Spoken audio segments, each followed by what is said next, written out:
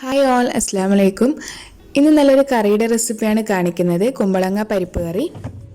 അപ്പോൾ ഇത് ബാച്ചിലേഴ്സിനൊക്കെ നല്ലൊരു റെസിപ്പിയാണ്. തേങ്ങയൊന്നും അരക്കാതെ തന്നെ നല്ല ടേസ്റ്റി ആയിട്ട് വെക്കാൻ പറ്റിയിട്ടുള്ളൊരു കറിയാണ്.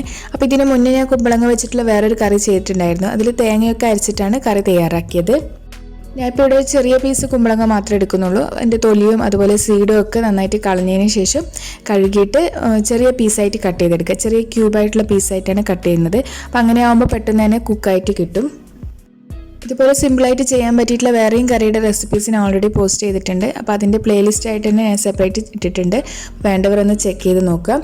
അപ്പോൾ ഇതൊക്കെ തൊലിയൊക്കെ കളഞ്ഞിട്ടുണ്ട്. ഇനി ഇതൊന്ന് കഴുകിയതിന് ശേഷം ചെറിയ പീസായിട്ട് കട്ട് ചെയ്തിട്ടെടുക്കുക. ഒരു പകുതി ഉള്ളിയും പകുതി തക്കാളിയും 3 പച്ചമുളകും എടുത്തിട്ടുണ്ട്.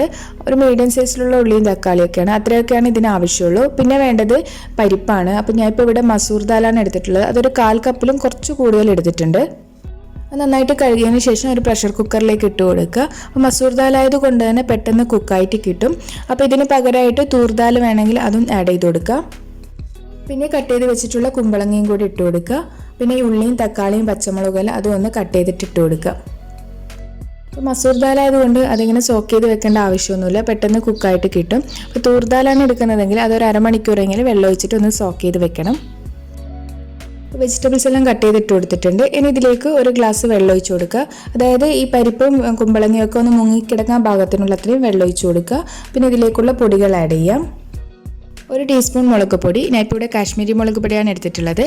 1/2 ടീസ്പൂൺ മഞ്ഞൾപ്പൊടി, ആവശ്യത്തിന് ഉപ്പ്. എന്നിട്ട് നല്ലോണം തന്നെ മിക്സ് ചെയ്തിട്ടെടുക്കുക.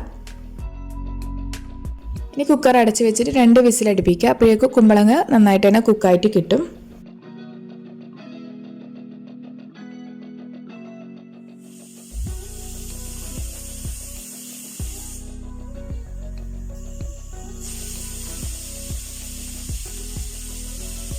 അപ്പോൾ 2 വിസിലടിച്ചിട്ട് ഞാൻ കുക്കർ ഓഫ് ചെയ്തിരുന്നു. ഇപ്പോൾ കംപ്ലീറ്റ് പ്രഷറൊക്കെ പോയിട്ടുണ്ട്.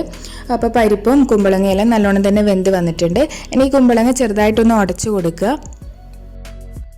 അപ്പോൾ ഈ കറിയിൽ കുമ്പളങ്ങയെല്ലാം ചെറുതായിട്ടൊന്ന് ഉടച്ചിട്ടുണ്ടാകുമ്പോഴാണ് കറിക്ക് കുറച്ച് ടേസ്റ്റ് ഉണ്ടാവുക. ഇനി കറി ഒന്ന് താളിച്ച് ചേർക്കണം. അപ്പോൾ അതിന് വേണ്ടിയിട്ട് ഒരു പാനിലേക്ക് ഒരു 3 ടേബിൾ സ്പൂൺ വെളിച്ചെണ്ണ ഒഴിച്ച് കൊടുത്തിട്ടുണ്ട്. അതിലേക്ക് 1 ടീസ്പൂൺ കടുകും 2 വറ്റൽമുളക് കട്ട് ചെയ്തതും കുറച്ച് കറിവേപ്പില ഇട്ടിട്ട് ഒന്ന് മൂപ്പിച്ചെടുക്കുക. ഇനി ഇത് കറിയിലേക്ക് ആഡ് ചെയ്ത് കൊടുക്കുക. എന്നിട്ട് എല്ലാം ഒന്ന് വീണ്ടും ഒന്ന് മിക്സ് ചെയ്തിട്ടെടുക്കുക. അപ്പോൾ കുമ്പളങ്ങ പരിപ്പ് കറി റെഡിയാക്കാൻ ഇത്ര പണിയേ ഉള്ളൂ. ചോറിൻ്റെ കൂടെ കഴിക്കാൻ പറ്റിയിട്ടുള്ള നല്ല ടേസ്റ്റി ആയിട്ടുള്ളൊരു കറിയാണ്. അപ്പോൾ ഈ റെസിപ്പി നിങ്ങൾക്ക് ഇഷ്ടമായിട്ടുണ്ടെങ്കിൽ ഒന്ന് ലൈക്ക് ചെയ്യുക. നിങ്ങളുടെ ഫ്രണ്ട്സിനും റിലേറ്റീവ്സിനൊക്കെ ഒന്ന് ഷെയർ ചെയ്ത് കൊടുക്കുക. അപ്പോൾ ഇതുപോലുള്ള നല്ല ഈസി ആൻഡ് ടേസ്റ്റി ആയിട്ടുള്ള റെസിപ്പീസായിട്ട് വീണ്ടും കാണാം.